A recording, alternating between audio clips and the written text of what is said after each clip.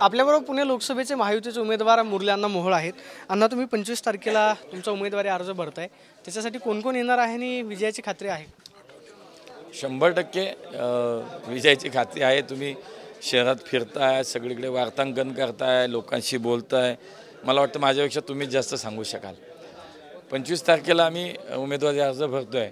त्याच्यामध्ये राज्याचे मुख्यमंत्री माननीय एकनाथजी शिंदे साहेब, उपमुख्यमंत्री देवेंद्रजी फडणवीस, त्यानंतर उपमुख्यमंत्री अजितदादा, रामदासजी आठवले साहेब, आमचे प्रदेशाध्यक्ष बावनकुळे साहेब, चंद्रकांत अशी, नीलमताई गोरे अशी सगळीच मंडळी त्या दिवशी उमेदवारी अर्ज भरण्यासाठी येत आहेत। तुम्ही आता सध्या मोदींच्या नावावरती मत मागताय की मोदींना मत म्हणजे विकासाला मत, मात्र त्याच मोदीची गॅरंटीवरती आता महाविकास आघाडी करून दिवसेंदिवस टीका केली जाते की मोदींची जी गॅरंटी सांगितली जाते ती फसवी गॅरंटी आहे। मोदींची आता पुण्यामध्ये सभा होते, मोदींचा काय परिणाम पाहायला मिळेल? मुळामध्ये विरोधकांना दुसरं काही नाहीच आहे। तमाम भारतवासियांनी मोदीजींना स्वीकारलंय, मोदीजींवरती विश्वास ठेवलाय। त्याला कारण काय? गेल्या 10 वर्षात मोदीजींनी केलेलं काम। त्यामुळे मोदीजींची गॅरंटी एकच शब्दात सांगेन मी, सर्वसामान्य माणसासाठी आज त्या अनेक योजनेच्या माध्यमातून 31 लाख कोटी रुपये त्यांच्या अकाउंटमध्ये जमा झाले। याच्यापेक्षा मोठी गॅरंटी काय पाहिजे अजून? त्यामुळे यांच्याकडे मुद्दा नाही।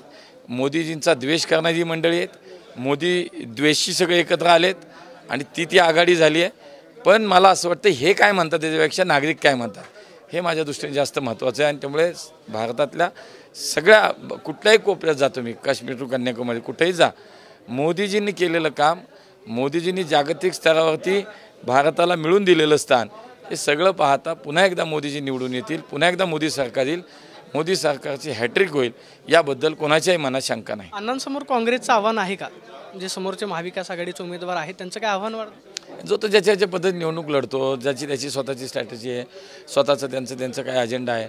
मला असं वाटत नाही, मला निवडणूक एकूण शहरातलं गेल्या महिन्याभरातलं वातावरण पाहत आहे, लोकांची भावना आहे, मोदीजींचं काम आहे, मोदी सरकारने पुण्याला दिलेल्या अनेक गोष्टी आहेत, महापालिकेत आम्ही 5 वर्ष केलेलं काम, हे सगळं पाहता पुणेकरी विकासाला मत देतात, पुणेकरी भविष्याकडे पाहून मत देतात।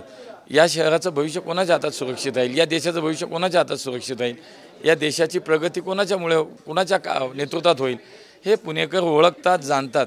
त्यामुळे मला ही निवडणूक कुठल्याही प्रकारे अवघड वाटत नाही, निवडणूक आमच्यासाठी सोपी आहे। 29 तारखेला मोदींची सभा होते, मात्र त्याच दिवशी शरद पवार आणि उद्धव ठाकरे पुणे लोकसभेच्या महाविकास आघाडीच्या उमेदवारासाठी सभा घेत आहेत। एकीकडे मोदींची सभा असणार आहे, दुसऱ्या बाजूला शरद पवार आणि उद्धव ठाकरे असणार आहेत। उद्धव ठाकरे यांचा पक्ष फुटला किंवा फोडला, राष्ट्रवादी बाबतीतही तेच झालं, त्याच्यामुळे त्या दोघांच्या पाठीमागे सहानुभूती आहे असं सातत्यानं सांगितलं जातं आहे। मोदी विरुद्ध शरद पवार अशी एक निवडणूक किंवा लढत होईल असं सांगितलं जातं आहे। तुम्हाला वाटतं सहानुभूतीचा फटका बस?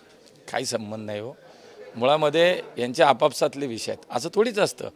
आणि लोक पाहतायत ना की कारणं काय आहे, त्याच्यामागचे विषय काय आहेत, हे काही कुणी करायची गरज नव्हती, हे त्यांच्यातल्याच विषय आहेत। मुळं मला असं वाटतं की त्याच्यामध्ये मोदीजी ह्या आता कुठल्या तुलनेच्या पलीकडे गेलेत। म्हणजे मोदींची तुलना कोणाशी होऊ नाही, मी काय सांगतो, विकास पुरुष म्हणून या देशाचं केलेलं 10 वर्षात केलेलं काम, तुम्ही मागच्या 50 वर्षाची कामाची व्यक्ती सोडा, मागच्या 50 वर्षात देशात जी काँग्रेसची सरकार होती त्यांनी केलेलं काम बघा आणि 10 वर्षातलं काम बघा, ही तुलना का? तेव्हा मोदी सरकार आणि मोदीजींच्याबद्दल मला असं वाटतं की आता तुलना कशी करणार? काय उद्धव ठाकरेंच्या सहानुभूतीचा काय फटका बस? का मिळावी सहानुभूती कोणाला? कारण काय? उलट असं आहे की ज्यांनी जनमताचा अनादर केला, लोकशाहीचा खून केला, भाजप आणि शिवसेना एकत्रित निवडणूक लढलो, एकत्रित जनमताचा कौल मिळाला, आणि ते मिळाल्यानंतर ज्यांच्या विरोधात तुम्ही लढलात, जे हिंदुत्वाचा विचार घेऊन आपण एकत्र गेलो, तो हिंदुत्व सोडलं, आणि तुम्ही ज्यांनी आयुष्यभर हिंदुत्वाला ज्याला हिंदुत्वाबद्दल ज्यांनी राग व्यक्त केला, द्वेष होता, तिरस्कार केला, त्या लोकांच्या सोबत जाऊन बसलात।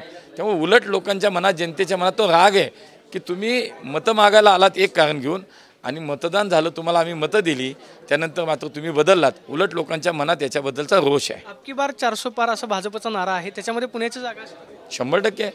मागच्या सलग 4 वेळेला आम्ही निवडून आलो, आता येणार अडचण काहीच नाही। उलट 10 वर्षात, मागच्या वेळेला 5 वर्षाचं काम होतं मोदी सरकारचं, यावेळेस 10 वर्षाचं काम आहे। 5 वर्ष महाराष्ट्रात युती सरकार होतं, आता महायुती सरकार आहे।